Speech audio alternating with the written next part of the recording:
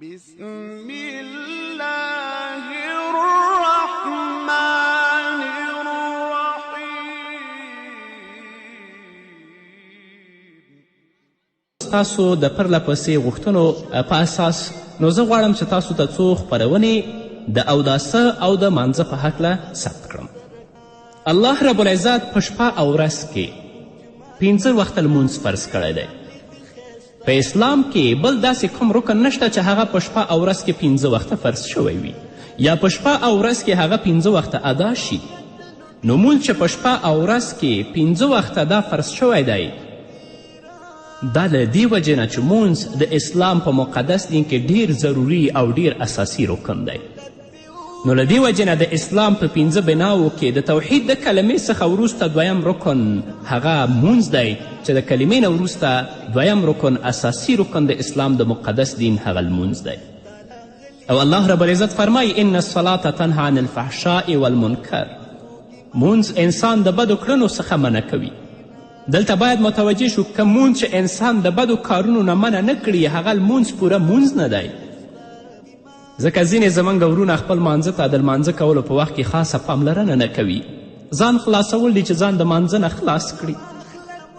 او ځینې زموږ ورونه په خپل مانځه کې داسې کړنې کوي ته به وایې چې دا په مانځه کې نه دی بلکې د مانځه نه بغیر دا کړنې دا کوي. لمونځ کوونکی هغه څوک چې مونځ کوي باید داسې وګڼي چې زه اوس د ټولې نړۍ ټولواک په مخ کې ولاړ یم. هغه پروردګار چې د نړۍ ټول مخلوق ته روزي ورکوي او ټول مخلوق هغه پروردګار ته محتاج دی او ښه بد ټول د الله د طرفه دي، هغه د داسې الله وګڼي او په مانځه کې دې ودرېږي. نو دا چې لمونځ په اسلام کې د ټولو عباداتو په نسبت زیات اهمیت لري او مسلمانان د ټولو عباداتو په نسبت لمونځ ډیر زیات ادا کوي. نو زه غواړم چې تاسو ته نننۍ خپرونه او راتلونکې خپرونې ټولې د اوداسه او د مانځه په هکله تاسو ته وړاندې کړم. د هر څه نه مخکې د اسلام ارکان څرنګه چې هره ودانۍ په 2 بنسټونو باندې ولاړه وي او تر هغې ودانۍ ولاړه پاتې کیدی شي چې بنسټونه او ستنې کلکې او ټینګې وي. که د هغې ودانۍ ستنې وښورېږي یا ورستې او کمزورې شي نو ودانۍ به هم کمزورې شي. او که چیرې ټولې ستنې په یو مخ له بیخه وښورېږي یا کمزورې شي نو ودانۍ ولاړه نشي پاتې کیدلی. هغه ودانۍ په ځمکه باندې راپریوځي. د اسلام مثال هم د هغې ودانۍ په څیر دی چې په 5 ستنو باندې هغه ولاړ دی.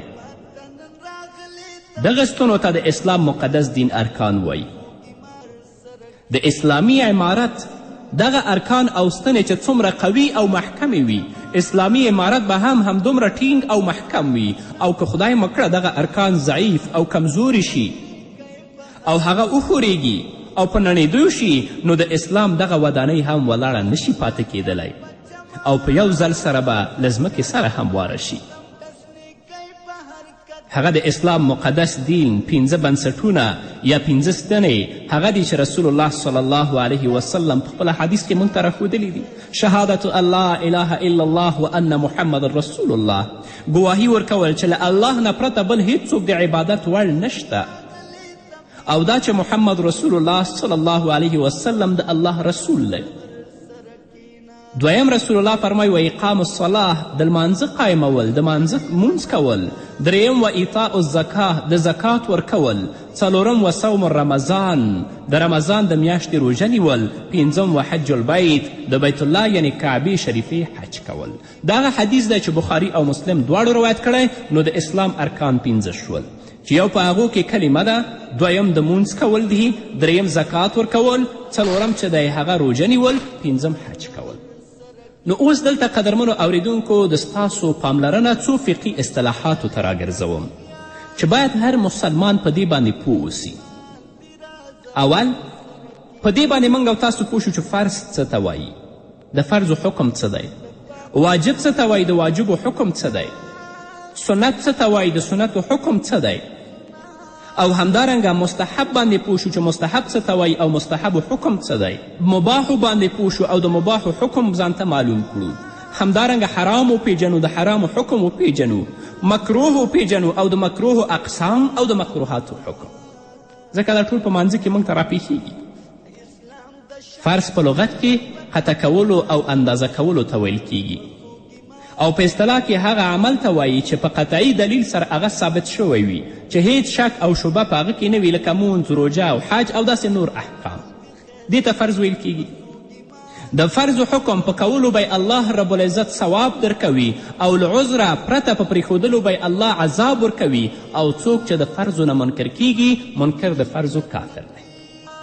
نو دا فرض او د فرض حکم دویم واجب هغه عمل ته وایي چې هغه په ظني دلیل سره ثابت شوي یعنی قطعي دلیل باندې د هغه ثبوت نه وي راغلی د واجبو مرتبه د سنتو د څخه لوړه ده اوچته ده او د فرضو ته نږدې ده د واجبو په پریښودلو کې د سنت له پریښودو څخه زیاته ګناه ده البته هغه څوک چې د واجب نه منکر شي هغه ته کافر نه ویل کیږي د واجبو حکم په عمل کې د فرضو د حکم په شان دی چې په کولو یې الله رب العزت انسان ته ثواب ورکوي او په نه کولو یې الله رب العزت عذاب ورکوي خو هغه څوک چې د واجبو نه منکریږي هغه کافر نه دی خو د فرضو په انکار باندې که د فرضو نه څوک منکر شي هغه ته کافر ویل کیږي دریم سنت هغه کار او فعل ته ویل کیږي چې محمد رسول الله صلی الله علیه وسلم د تل لپاره پخپله کړي وي او یا یې د هغې د کولو حکم کړی وي یو یا دوه ځلی هغه پریښي وي دې ته سنت ویل کیږي سنت هغه کار او فعل ته ویل کیږي چې رسول الله صلی الله علیه وسلم پخپله کړي وي یا یې د هغې د کولو حکم کړی وي خو یو ځل او دوه ځله رسول الله صلی الله علیه وسلم هغه پریښي وي اوس قدرمنو اوریدونکو باید دا وپیژنو چې سنت په دوه قسمه دي یو سنت مؤکده دي او بل سنت غیر مؤکده چې هغو ته سنت زوائد ویل کیږي سنت مؤکده هغه عمل دی چې رسول الله صلی الله علیه وسلم همیشه کړي وي او بې له عذره یې نه وي پریښي او هغه څوک چې سنت مؤکده بغیر د عذر یا بغیر د ضرورته پرېږدي په هغه کې ګناه ده او پریښودونکي د ملامتیا وړ دی لکه 2 رکعته سنت د سهار 6 رکعته د ماسپښین او همدارنګه 2 رکعته د ماښام او 2 رکعته د ماسخوتن دا ټول سنت مؤکده دي نو که یو سړی بغیر د عذر نه پرېږدي هغه د ملامتیا وړ دی دویم سنت چې دی هغه سنت غیر مؤکده دي سنت غیر مؤکده یا سنت زوائد هغه عمل دی چې محمد رسول الله صلی الله علیه وسلم کله کړي وي او کله بغیر له عذر نه پریښي وي یعنی کله رسول الله صلی الله علیه وسلم کړي وي او کله رسول الله پریښي دي عذر هم نشته په پریښودلو کې خو رسول الله پریښي دي او څوک چې سنت زوائد کوي هغه ته الله رب العزت به هغه ته ثواب ورکوي او څوک یې چې پرېږدي هغه ګناهګار نه دی لکه د مازدیګر مانځه نه مخکې 4 رکعته مونځ کول او همدارنګه تاسو راواخلئ د ماسخوتن مانځه نه مخکې 4 رکعته مونځ کول دا ټول په سنتو زوائدو کې راځي څلورم مستحب یا نفل چې هغه ته په فقهي اصطلاحاتو کې مندوب او تطوع هم ویل کیږي مستحب هغه کار او فعل ته ویل کیږي چې رسول الله صلی الله علیه وسلم کله کړي وي او کله یې پریښي وي او یاد رسول الله صلی الله علیه وسلم اصحابو هغه غوره ګڼلي وي دې ته مستحب او نفل ویل کیږي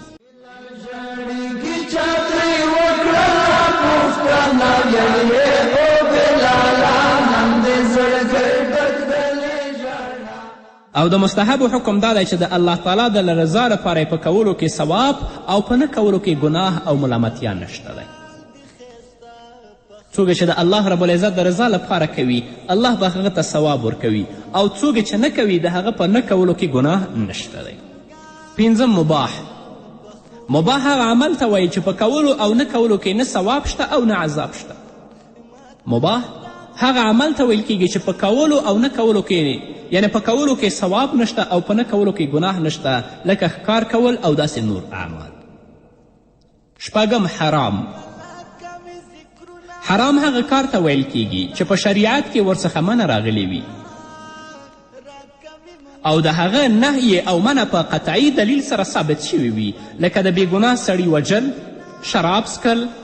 الله دې موږ او تاسو وساتي زنا کول غلا کول تهمت کول او داسې نور دې ته حرام ویل کیږي چې په شریعت کې د دې نه نهی هم راغلی او د دې نهی او منع په قطعي دلایلو سره ثابت شوې ده د حرامو حکم دا دی هغه څوک چې حرام پرېږدي د الله رب العزت د رضا لپاره د الله نه ویریږي حرام کار ته نه متوجه کیږي الله رب العزت به دې بنده ته ثواب ورکوي او هغه څوک چې حرام کار کوي الله رب العزت به هغه بنده د عذاب وړ ګرځوي او که څوک حرام حلال وګڼي نو داسې انسان کافر دی باید د هغه او د ښځې په منځ کې تفریق راشي ښځه د هغه نه بیله کړی شي اووم مکروه مکروه په دوه قسمه دی قدرمنو اوریدونکو دلته باید موږ تاسو متوجه شو دا اصطلاحات ځکه تاسو ته ذکر کوم چې دا ټول په مانځه کې را روان دي مکروه په دوه قسمه دی یو مکروه تحریمی او دویم مکروه تنزیهی مکروه تحریمی هغه ناروا عمل ته وایي چې د هغې نارواوالي په غیر قطعي دلیل سره ثابت شوي وي مکروه تحریمی هغه ناروا عمل ته وایي چې د هغه نارواتوب په قطعي دلایل باندې ثابت نه وي او دا مکروه تحریمی چې د حرامو ته نږدې وي له دې کبله امام محمد رحم الله مکروه تحریمی ته حرام هم وایي دویم مکروه تنزیهی مکروه تنزیهی هغه ناروا کار ته ویل کیږي چې څوک له هغې څخه ځان وساتي نو د ثواب وړ ګرځي او څوک چې مکروه تنزیهی کار کوي هغه د سزا وړ نه دی مګر د داسې کار په کولو کې یو قسم بدي وي چې باید مسلمان انسان د مکروه تنزیهی نه هم ځان وساتي د مکروهاتو حکم هغه څوک چې مکروه د الله رب العزت د رضا په غرض باندې پریږدي نو لکه څنګه چې د حرامو په پریښودلو کې ثواب دی او په کولو کې ګناه ده همدارنګه هغه څوک چې د مکروهاتو د ځان ساتي الله رب العزت به هغه ته ثواب ورکوي هغه به د ثواب مستحق ګرځوي او څوک چې مکروه کوي د مکروه په کولو کې د ګناه او د عذاب ویره ده باید چې مسلمان انسان د دې نه ځان په جدي توګه باندې ځان وساتي نو قدرمنو اوریدونکو په دې هیله چې تاسې فرض د فرضو حکم همدارنګه واجب د واجبو حکم همدارنګه سنت د سنتو اقسام همدارنګه مستحب د مستحبو حکم مباح د مباحو حکم حرام د حرامو حکم مکروه او د مکروه اقسام او د مکروه حکم پیژندلی وي چې وروسته دا ټول پرله پسې موږ ته په مانځه کې را روان دي چې مخکې د دې نه موږ ته پوره توګه باندې معلومات وي استنجا سنت ده د اودسماتې نه وروسته چې کومه ناپاکي راځي د هغې پاکوالي ته په شریعت کې استنجا وایي یعنې د اودسماتې نه وروسته چې کومه پاکي انسان کوي هغې ته په شریعت کې استنجا وایي او د استنجا غوره طریقه دا ده چې کله اودسماتی وکړي د اودسماتې نه وروسته استنجا باید په لوټه یا په خامه خټه یا په کوم بل شي باندې استنجا وکړي او له دې نه وروسته که په اوبو باندې وینځل شي دا ډیره غوره خبره ده چې الله رب العزت هغه آیتم د قبا خلکو په شان کې نازل که چې فیه رجالا یحبون ان یتطهروا په دې قبا کې داسې خلک شته دی چې هغوی خوښ ګڼي چې ځانونه ښه پاک کړي او د هغو شان څه و چې هغو به د استنجا کولو نه وروسته چې کله به استنجا په کاغذ یا په لوټه باندې وکړه نو د خپل ځان به په اوبو باندې وینځه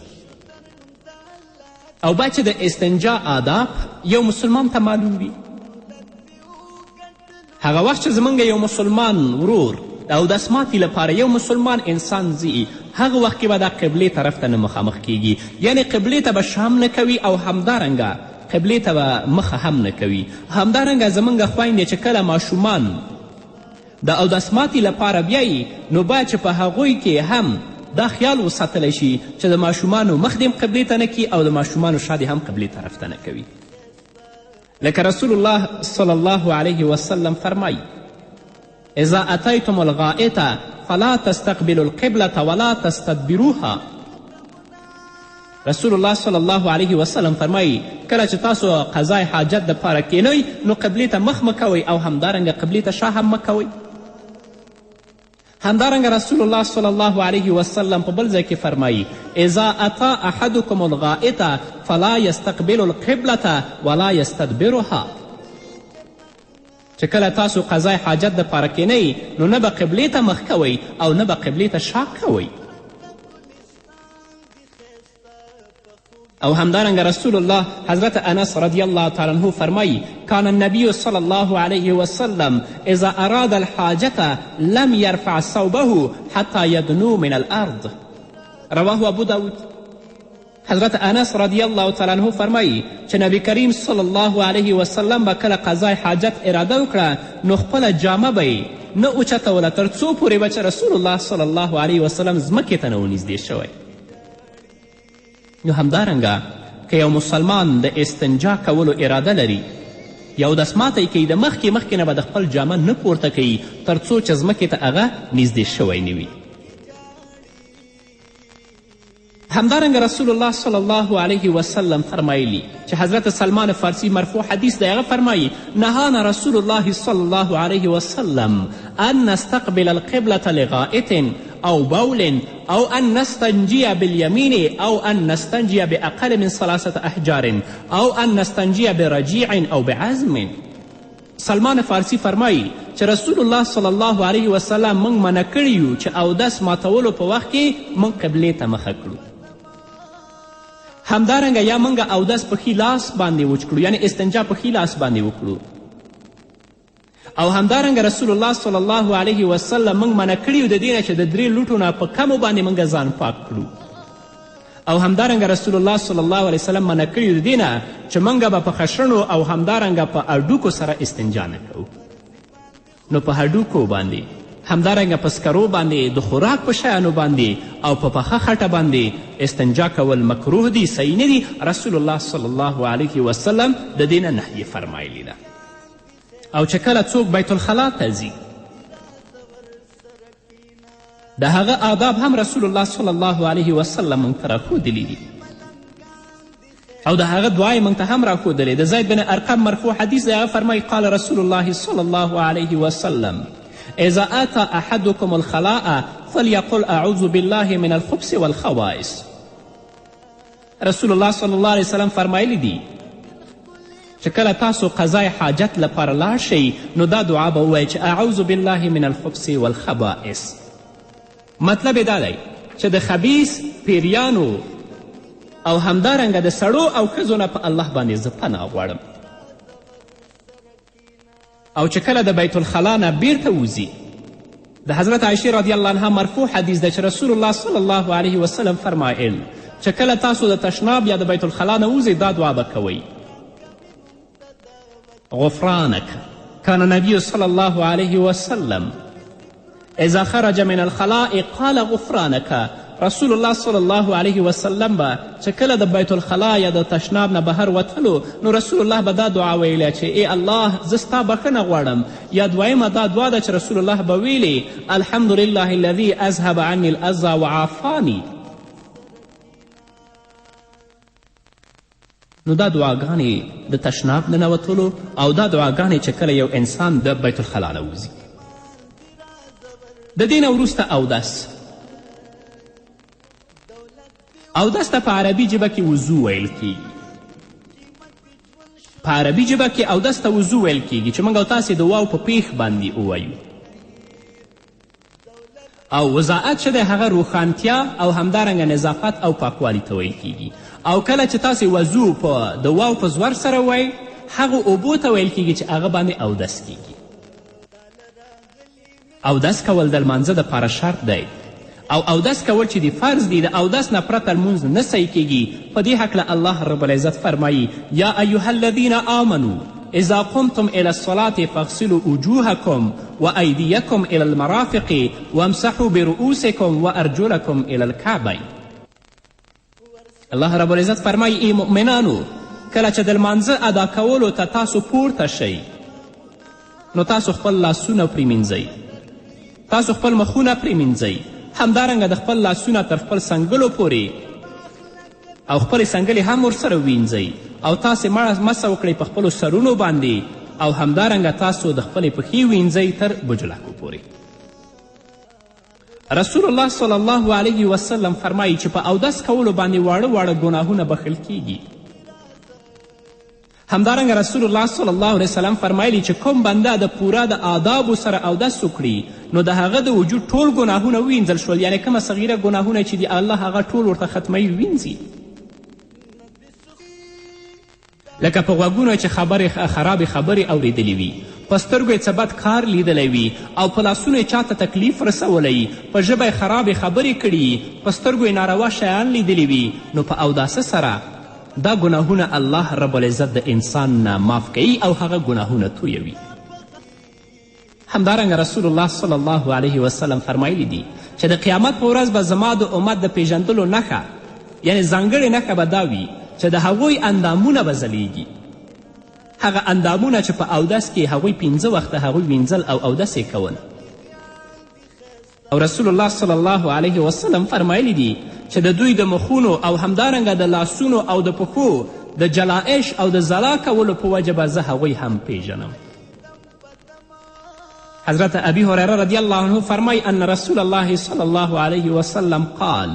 الا ادلکم علی ما یمحو الله به الخطایا ویرفع به الدرجات قالوا بلا یا رسول الله قال اسباغ الوضوء على المكاره وكثرة الخطى إلى المساجد وانتظار الصلاة بعد الصلاة فذلكم الرباط. حضرت ابی هریره رضی الله عنه فرمایي چې رسول الله صلی الله علیه وسلم صحابه و کرامو ته وفرمیل آیا زه تاسې ته د ګناهونو د بخښنې او د درجو د لوړولو طریقه ونه ښیم؟ اصحابو رسول الله ته ویلي چې د الله رسوله ضرور یې موږ ته وښیه. رسول الله صلی الله علیه وسلم ورته وفرمیل چې د سختی او تکلیف سره سره په ښه طریقه اودس کول او مسجدونو ته زیات ګامونه پورته کول او د یو مونځ نه وروسته د بل مانځه انتظار کول همدغه ستاسې لپاره رباط دی. د سختی او د تکلیف نه مراد په یخني کې په یخو اوبو اودس کول او د اودس لپاره د ژورې کوهي نه اوبه را ایستل. د دې ټولو سختیو سره سره بیا هم اودس په صحیح توګه سرته رسول او په جماعت سره لمونځ کول د ګناهونو د تویدلو سبب ګرځي چې رسول الله صلی الله علیه وسلم موږ ته په خپل حدیث کې دا بیان کړل. قدرمنو اوریدونکو انشاءالله په بلې خپرونې کې به د اودس فضایل د اودس طریقه تاسو ته بیانیږي. نو دا به زموږ نننۍ خپرونه چې ستاسو درانه حضور ته وړاندې کړه. تر بلې خپرونې پورې چې زه بیا هم ستاسو درانه حضور ته راځم تاسو ټول په پاک رب سپارم. پاتې ژوند او پاتې ورځم نیکمرغه الله مو مل شه. په بلې خپرونه کې د اودس فضایل د اودس طریقه سنت مکروهات انشاءالله هغه تاسو ته ټول په تفصیل سره بیانیږي. په دې هیله